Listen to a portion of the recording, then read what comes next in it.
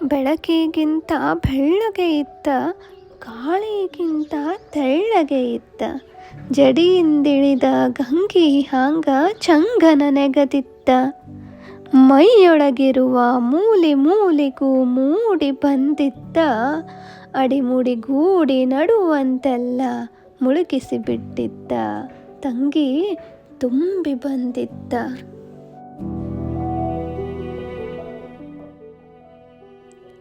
ಹೂವಿಗಿರುವ ಕಂಪು ಇತ್ತ, ಹಾಡಿಗಿರುವ ಇಂಪು ಇತ್ತ. ಜೀವದ ಮಾತು ಕಟ್ಟಿದ್ಹಾಂಗ ಎದ್ಯಾಗ ನಟ್ಟಿತ್ತ.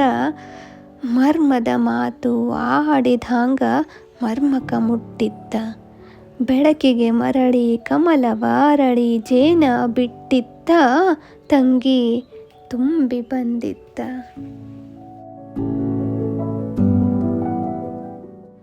ಕಾಲದ ಹಂಗ ಕಪ್ಪಗಿತ್ತ, ಸಾವಿನ ಹಂಗ ತೆಪ್ಪಗಿತ್ತ.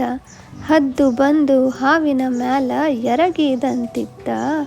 ಇರುಳು ಮಬ್ಬಿನ್ಯಾಗ ಹಗಲಿನ ಬೆಳಕು ಕರಗಿದಂತಿತ್ತ. ಗುಂಗು ಹಿಡಿದು ತಂಗಿದಾಗ ತುಂಬಿ ನಿಂತಿತ್ತ. ಈಗ ತುಳುಕಿ ಹೋಗಿತ್ತ. ತಂಗಿ ತುಂಬಿ ಬಂದಿತ್ತ.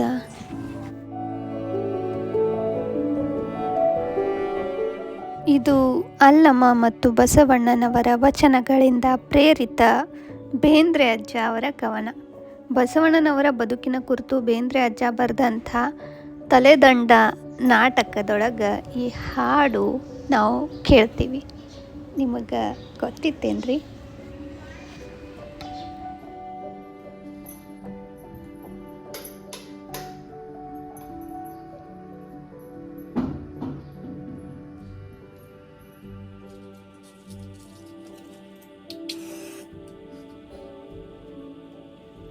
ನನ್ನದೀಗ ಮಾತಿನ ಜಾತ್ರೆಯೊಳಗ ಮೌನದ ಮೆರವಣಿಗೆ.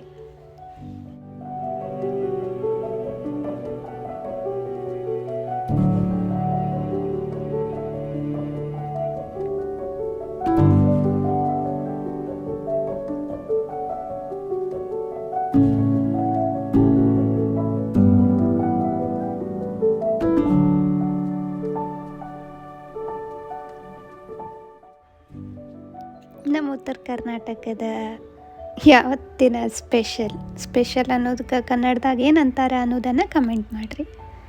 ಚುರುಮುರಿ ಸೂಸ್ಲ, ಅದರ ಜೊತೆಗೆ ಬೆಣ್ಣೆ ಹಣ್ಣು, ಸಕ್ಕರೆ ಬೆಣ್ಣೆ ಹಣ್ಣು ಕಲಿಸ್ಕೊಂಡು ತಿಂದ್ರೆ ಸ್ವರ್ಗಕ್ಕೆ ಸಮಾನ.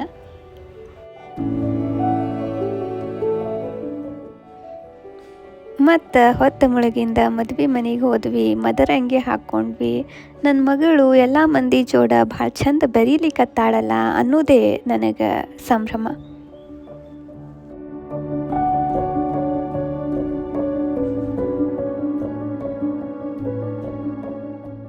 ಅಂಗೈನ್ಯಾಗ ಅರಳಿದ ಮದರಂಗಿ ರಂಗು ಎಲ್ಲ ಹೆಂಗಳೆಯರ ಬದುಕ್ನಾಗೂ ಬೆಳಗ್ಲಿ.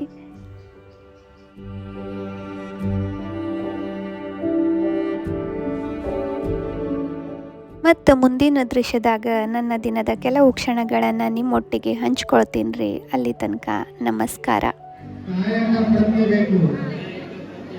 ನಮ್ಮ ಬದುಕಿನಲ್ಲಿ ಕಾಯಕವನ್ನು ಅಳವಡಿಸಿಕೊಂಡು ಸತ್ಯಶುದ್ಧವಾಗಿ ದುಡಿಯುತ್ತೇವೆ.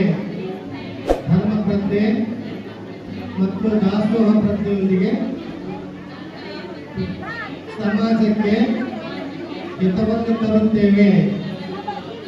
ಆಲಸ್ಯ, ಅಜ್ಞಾನ, ಅಂಧಶ್ರದ್ಧೆಯಿಂದ ದೂರವಿದ್ದು ಪ್ರಜ್ಞಾವಂತರಾಗಿ ನಡೆಯುತ್ತೇವೆ.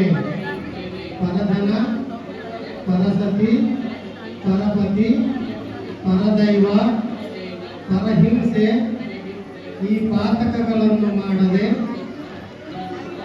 ಪರಿಶುದ್ಧ ಬದುಕನ್ನು ಸಾಗಿಸುತ್ತೇವೆ.